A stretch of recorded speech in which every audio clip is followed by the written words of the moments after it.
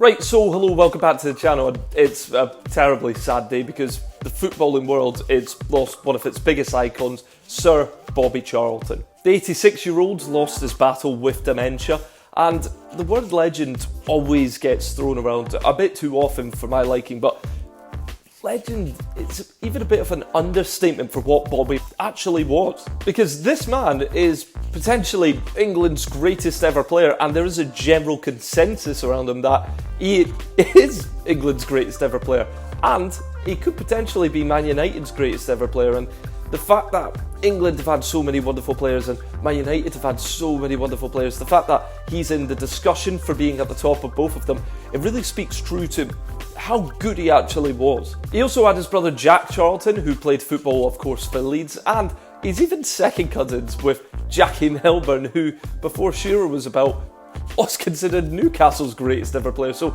greatness does run in the Charlton family. Sir Bobby also survived the Munich air crash, which, of course, we know killed a fair few amount of people, and it was a real travesty, probably one of the biggest football travesties that will ever happen. And he survived, and he came back, and then he did remarkable things. Overall, he had a 17-year career at Manchester United, and realistically, he's probably the first ever number 10 that we saw overall in world football. And the likes of Cruyff, of course, went on to rejuvenate and really tell what this was, but it was really Charlton and Pele who were the two innovators of that position and made it their own. It wasn't just in that number 10 position. He could play anywhere in midfield. He played on the left, he played on the right, he played up top.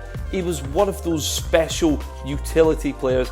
Anywhere you put him, he's gonna have magical feet and he's gonna produce. His peak as well, it was realistically between 1966 and 1968, because those few years, that was when he was really at his best.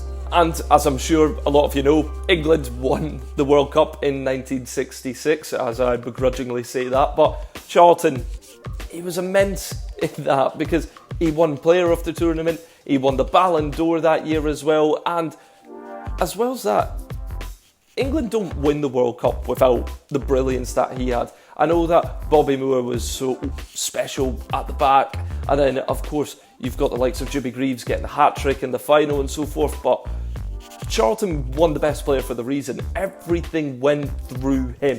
And then in 1968, the Holy Trinity was at its peak, because the Holy Trinity, for those who don't know, George Best, Denis Law, Bobby Charlton. Those three guys, all three Ballon d'Or winners, they won the Champions League for Manchester United, the first time that an English side actually even won the competition. And even although Bobby Charlton was a Ballon d'Or winner at the time, the Ballon d'Or that year went to George Best, but in extra time in that game against Benfica, he went on to score 2 goals in extra time and they won the game 4-1. It was brilliant stuff. It was my dad's first ever game that he watched live on television, and he talks to me about that, about how that is the game that really got him into football. The fact that it was Best, Charlton and Law, and Bobby Charlton was arguably the best player at the time. His last game for England actually came at the next tournament when England were facing Germany. Now, England were beating Germany in the World Cup quarter-final in 1970, and he got subbed off in the 70th minute, and they ended up losing 3-2, and that was it. In extra time, they lost, and that was the end of Bobby Charlton's international career. I mean, 106 games, 49 goals, a record that stood all the way up until 2015 when Wayne Rooney eventually overtook it. It's a remarkable record because of the games he did it in. And I'm not trying to have a go at Harry Kane or Wayne Rooney here, because of course they've scored important goals for England as well, but Bobby Charlton was doing it in big tournaments. He was getting these Man of the Match awards in big tournaments, and I know Wayne Rooney had Euro 2004, I know Harry Kane had the 2018 World Cup and even the Euro 2020, but I mean, Bobby Charlton did it all the time. Even though he didn't actually score in the 1966 World Cup, he was immense and he got important goals for England. In 652 games at club level, he got 211 goals. He was a 3-time league winner in 57, then obviously the Munich air crash happened, but he won it again in 65 and 67. winning the FA Cup in 63, the World Cup in 66, and the Champions League in 68. That's just a remarkable resume. He completed football, something that not a lot of people can say or do. He won everything that there was to win. Even in 2011 as well, he founded his own charity, Finding the Better Way, which is basically where he funds and develops sort of different routes that certain teams have where it can be difficult for them to get to games, and that's because they go over things like landmines and so forth. So it's to help those teams get to their games safely.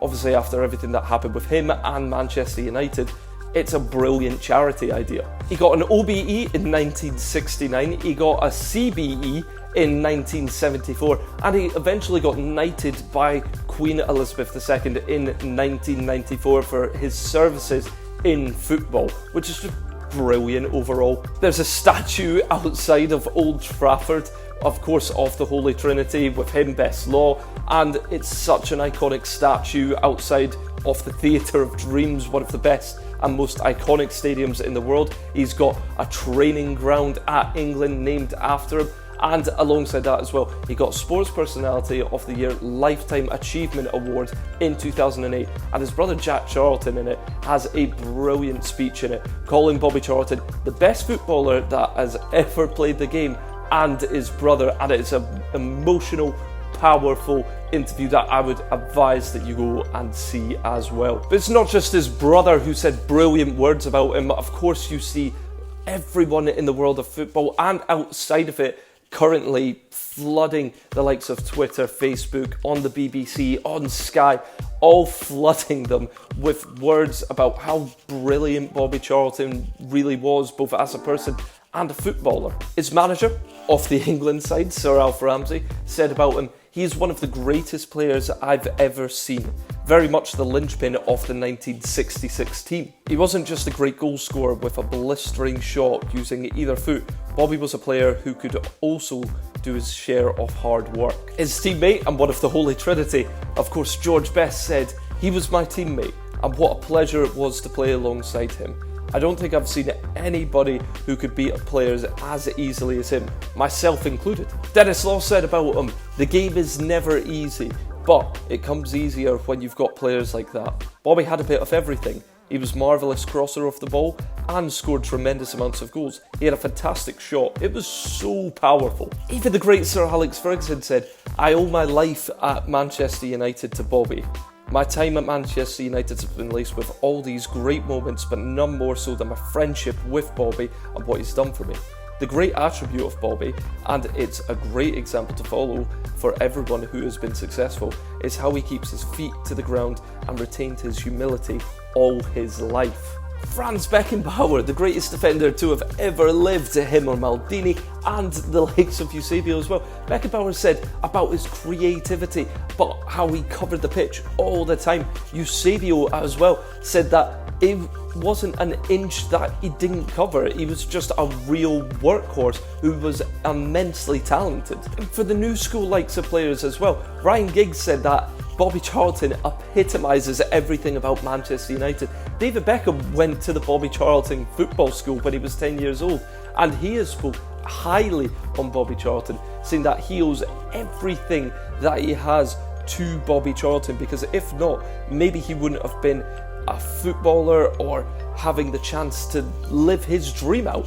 That's how important Bobby Charlton was, and the legacy that he's left for everyone. But Bobby Charlton, one of the greatest footballers of all time, not just for Manchester United, not just for England, but overall, the footballing world, it really has lost one of the biggest ever legends.